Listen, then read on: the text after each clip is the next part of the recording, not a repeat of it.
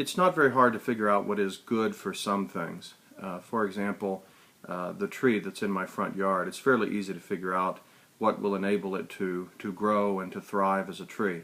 When it rains a lot, when the weather is good for it, when the soil is moist, then the tree tends to thrive. The leaves look healthy, the tree grows.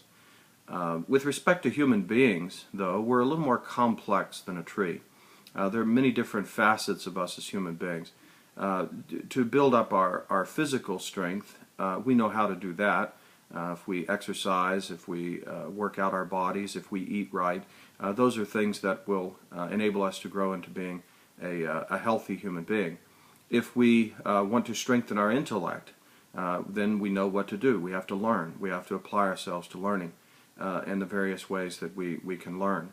If we want to strengthen our moral and spiritual lives, it becomes a little more complicated. How do we grow into being good moral people? It seems like a lot of people around us simply think that it comes naturally, that we're just naturally going to do the right thing.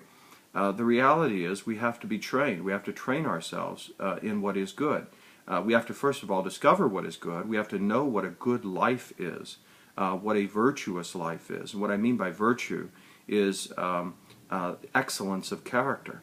To be an excellent human being, to be a good human being, is something that requires a great deal of effort and energy expended toward it. And crucial to developing into being a good human being or an excellent human being on a moral level and on a spiritual level is having good examples, of having people in front of us or before our mind's eye that can serve as an inspirational model, or perhaps teach us the lessons that they have learned about the spiritual life and the moral life. So anyone who wants to be excellent and as a human being, to be the best that you can be morally and spiritually, you have to work at it. You have to do things to get better. Some time ago I was walking through one of my kids, the halls of the school where they went, and walking through the halls, they had these posters on the wall that where the kids had written like what they wanted to be when they grew up, or who they most admired. And most of the kids focused on money and fame. They focused on famous people, like athletic persons, athletes, or maybe singers or famous pop stars of some sort or another. And so the kids gravitated toward people who had a lot of money, had a lot of fame, got a lot of attention. And so at a young age, it seems to me, children tend to focus very much on surface things like money and fame and so on. As life goes on, I think most of us, or at least many of us, discover that those things are rather fleeting. They come and go, and they're not really that important. Whether I'm famous or not is not really that important. Fame comes and goes. Some people get a little bit of it, some people get a lot of it, and most people get almost none of it. And so fame is a fleeting thing. It's not where we really can locate human excellence or true human happiness. There's a lot of famous people you don't have to look very far to see. There are a lot of famous people and a lot of wealthy people that are very disappointed with their lives, or they have a very empty sense of life, or they suffer with a sense of hopelessness or failure or whatever. So it seems to me that if we want to become excellent human beings, if we want to become deeply moral human beings, doing the right thing, we need great examples, and we need to grow out of that sort of immature way of thinking about life in terms of surface achievements, and think more deeply about what kind of person am I becoming. Am I becoming a richer, deeper human being? Do I make the right choices? Am I doing the right thing when nobody's watching? Do I do things only because people see me doing good things? What is my motivation on a deep interior level?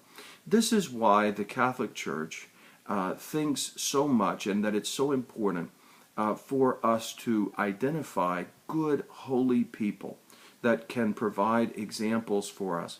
The Bible, of course, is full of examples of holy people, and the Bible puts them before us as witnesses to our faith.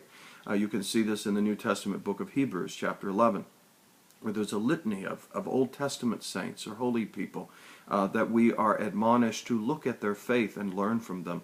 There are also many wonderful people in the New Testament, and then of course there are many wonderful people down through the centuries who have lived holy lives, and that the church puts them before us and says, look at these people, look at what they achieved. Instead of looking at the athletes so much, or looking so much at famous musicians or whatever, look at the saints, look at holy people and what they did with their lives, and let them be inspirational to you. I encourage you to do that, to find some holy people, maybe living, maybe people that you know, and learn from them. Listen to their wisdom and their experience. Learn from the mistakes and the successes of their own experience. But this is also one of the beautiful things about the Catholic faith, is that, first of all, we believe that we are part of a family, of a great big family of God's people. And we learn from one another. We have older brothers and sisters. We have people who have already journeyed before us. And we believe that we are still bound together with them, that because of Christ and because of the Spirit of God, we are united and linked together with the holy people who have lived before us, and that even death does not sever that bond that exists between us. And so that we are in union with the saints of all ages, and that we can benefit from their prayers, and we can also certainly benefit from their example. We also specially single out Mary, the mother of Jesus, as perhaps the supreme model of faith and trust in God.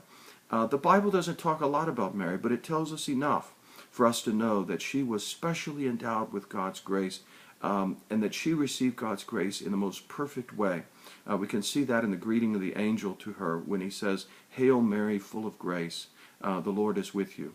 The word that's translated as full of grace there is a word that indicates a kind of perfection in grace, or completion in grace, or a work that God had achieved in Mary, and that we were seeing the outcome of that throughout the flow of her life.